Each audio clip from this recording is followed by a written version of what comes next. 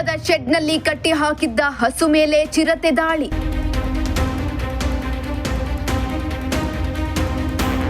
ಹಸುವನ್ನ ಹೊತ್ತೊಯ್ಯಲಾಗದೆ ಅರ್ಧಂಬರ್ಧ ತಿಂದು ಪರಾರಿ.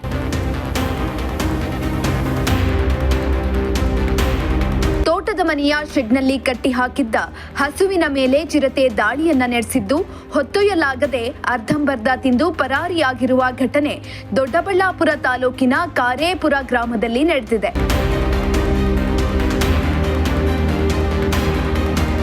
ಹೌದು, ನಿನ್ನೆ ತಡರಾತ್ರಿ ರೈತ ರಾಮಸ್ವಾಮಿ ಎಂಬುವವರು ತೋಟದ ಮನೆ ಮುಂದೆ ಶೆಡ್ನಲ್ಲಿ ಹಸು ಕಟ್ಟಿ ಮಲಗಿದ್ರು. ಈ ವೇಳೆ ಚಿರತೆ ಶೆಡ್ಗೆ ನುಗ್ಗಿ ಹಸುವನ್ನ ಸಾಯಿಸಿದೆ.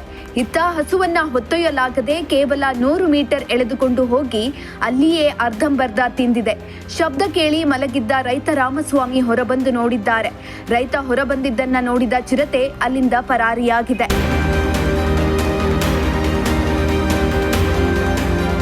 ಸುಮಾರು 50,000 ರೂಪಾಯಿ ಬೆಲೆ ಬಾಳುವ ಹಸು ಎನ್ನಲಾಗಿದ್ದು, ಈ ದಾಳಿಯ ಕುರಿತಾಗಿ ರೈತ ರಾಮಸ್ವಾಮಿ ಮಾತನಾಡಿ, ನಮ್ಮ ಊರಿನಲ್ಲಿ ಇತ್ತೀಚಿನ ದಿನಗಳಲ್ಲಿ ಈ ಚಿರತೆ ದಾಳಿ ಎಂಬುದು ಹೆಚ್ಚಾಗಿದ್ದು, ಜನರು ಓಡಾಡಲು ಭಯಪಡುವಂತಾಗಿದೆ.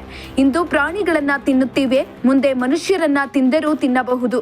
ಕೂಡಲೇ ಅರಣ್ಯ ಇಲಾಖೆಯ ಅಧಿಕಾರಿಗಳು ಚಿರತೆಯನ್ನ ಸೆರೆ ಹಿಡಿದು ಗ್ರಾಮಸ್ಥರಿಗೆ ಆಗುತ್ತಿರುವ ನಷ್ಟವನ್ನ ತಪ್ಪಿಸಬೇಕು. ಇಲ್ಲವಾದ್ರೆ ರೈತರು ಸಾಕಿದ ಪ್ರಾಣಿಗಳನ್ನ ಕಳೆದುಕೊಂಡು ಬೀದಿಗೆ ಬೀಳುವಂತಾಗುತ್ತದೆ ಎಂದರು.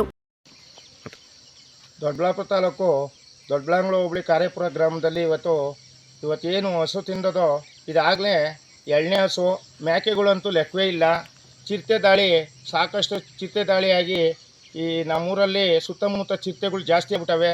ಈ ಫಾರೆಸ್ಟ್ನವರು ಇದ್ರ ಬಗ್ಗೆ ಗಮನ ಕೊಡಬೇಕು. ಅವ್ರು ಮಾಮೂಲಿ ಆಗ್ಬಿಟ್ಟದೆ ಅವ್ರಿಗೆ. ಚಿರತೆ ಅಂದರೆ ಹೌದಾ ಚಿರತೆ ಅವಲ್ವ ಅಂತ ಆರಾಮಾಗಿರ್ತಾರೆ.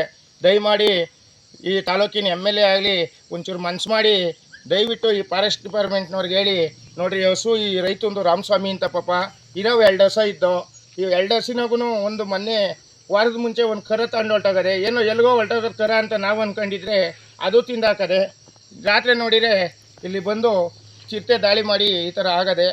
ಇಲ್ಲಿ ಯಾರು ಓಡಾಡೋಕ್ಕೆ ಭಯ ಆಗ್ಬಿಟ್ಟದೆ. ಹೊಲ್ದ ಹತ್ರ ಕಟ್ಟಿ ಹಾಕಿದ ದನನ ತಿಂದಾಕದೆ ಚಿರತೆ. ಇದಕ್ಕೆ ಫಾರೆಸ್ಟ್ ಡಿಪಾರ್ಟ್ಮೆಂಟ್ನವ್ರು ಮನಸ್ಸು ಮಾಡಿ ಇದಕ್ಕೇನು ಪರಿಹಾರ ನೀಡಬೇಕು. ಮತ್ತು ಚಿರತೆ ಹಿಡಿಯೋಕ್ಕೋಸ್ಕರ ಆದಷ್ಟು ಈ ಬೋನಿನ ವ್ಯವಸ್ಥೆ ಮಾಡಿ ಈ ಕಡೆ ಗಮನ ಕೊಡಬೇಕು. ಕಾರೇಪುರ ಗ್ರಾಮದಲ್ಲಿ ನಾನೊಬ್ಬ ನಾಗರಿಕನಾಗಿ ಮಕ್ಕಳುಗಳು, ಈ ಹುಡುಗರು ಯಾರೂ ಓಡಾಡೋಕ್ಕಾಗ್ತಾ ಇಲ್ಲ. ಅದರಿಂದ ಈ ಫಾರೆಸ್ಟ್ನವರು ಮನಸ್ಸು ಮಾಡಬೇಕು, ಇದಕ್ಕೆ ಪರಿಹಾರ ನೀಡಬೇಕು. ಮತ್ತು ಆದಷ್ಟು ಬೇಗ ಬಂದು ಚಿರತೆ ಹಿಡಿಯೋಕ್ಕೆ ವ್ಯವಸ್ಥೆ ಮಾಡ್ಕೊಂಡು ಕೊಡಬೇಕು ಅಂತ ಹೇಳಿ ಕೇಳ್ಕೊಳ್ತಾ ಇದ್ದೀವಿ. ನನ್ನ ಹೆಸರು ಜಗದೀಶ್ ಅಂತ ಹೇಳಿ. ಮೋಹನ್ ಕುಮಾರ್, ಪ್ರಜಾಶಕ್ತಿ ಟಿವಿ, ಚಿಕ್ಕಬಳ್ಳಾಪುರ.